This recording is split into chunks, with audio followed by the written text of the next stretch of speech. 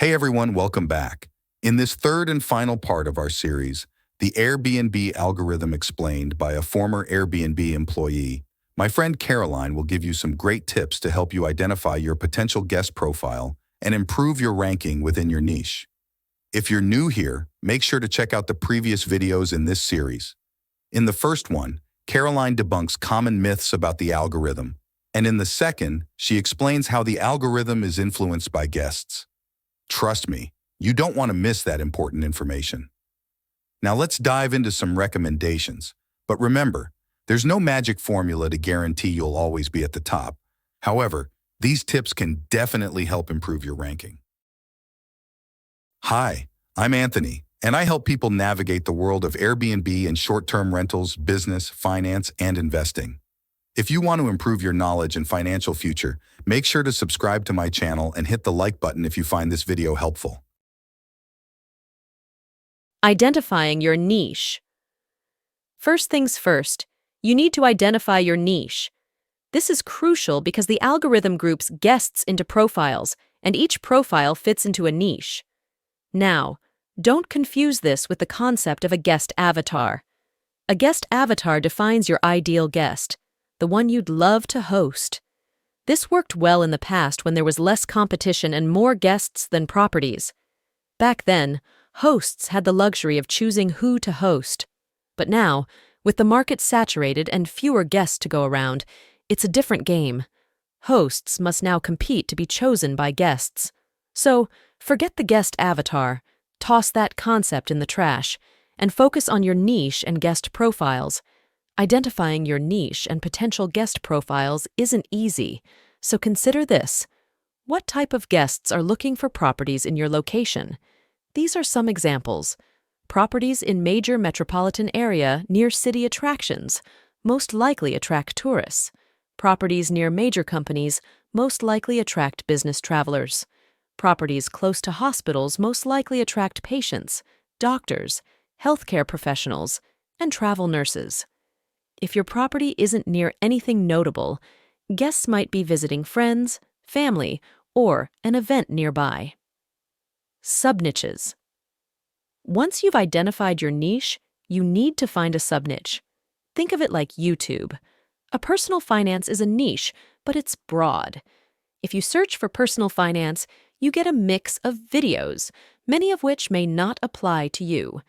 But if you search for a sub-niche like how to succeed in the Airbnb business, you narrow down the results to videos that are relevant to you. This improves your viewing experience and gives smaller channels a chance to be seen. Your sub-niche helps retain your audience. If an Airbnb business channel like this suddenly starts posting cooking videos, it loses focus and audience interest. The same goes for your Airbnb listing. Identify your sub-niche by thinking like a content creator. What problem are you solving, and who are you speaking to? One-bedroom properties target solo travelers, couples, or single parents with a child. Two-bedroom properties target small families or two couples. Three-bedroom properties target larger families or a couple of small families. Larger properties target family reunions or large groups of friends. Your amenities, furniture, and property appearance should match your sub-niche. A rustic, old-fashioned property appeals to older guests, while younger crowds prefer modern decor. If your property has the latest tech gadgets, it likely appeals to guests under 50. Your sub-niche also determines necessary amenities. For example, older guests might expect cable TV. If you prefer not to host families but have a large property, families might still book it due to the size. Lacking kid-friendly amenities in such a case could hurt your ratings and your visibility among guests who usually travel with kids. Although I can't list every sub-niche and amenity, I hope this gives you an idea and helps you identify your sub-niche. Making it easy for the guest. Once you've nailed down your sub-niche and amenities, the next step is making it easy for the guest. The algorithm favors listings that simplify the booking process and provide a great guest experience. Simplify house rules. Airbnb highlights key rules like max occupancy, check-in, check-out times, pet policies, parties, and smoking.